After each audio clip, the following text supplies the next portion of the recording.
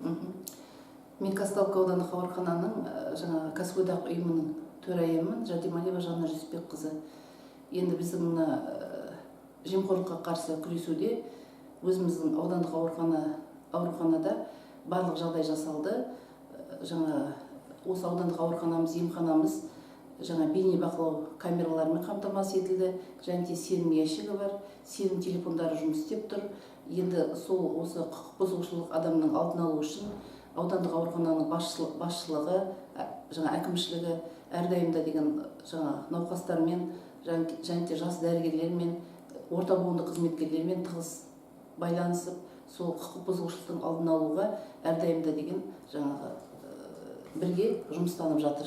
Енді болашақта жастарды осы құқық бұзушылық болмау үшін осындай президенттің қолдауын, жаңағы ұлттың жоспарын жемқорлыққа қарсы соны қолдап, әрдайымда сол жастармен бірге жұмыстанамыз деп, жұмыстанып сол президенттің жаңа ұлт жоспарын үшін біздер қолдаймыз, аудандық аурухана әкімшілігі.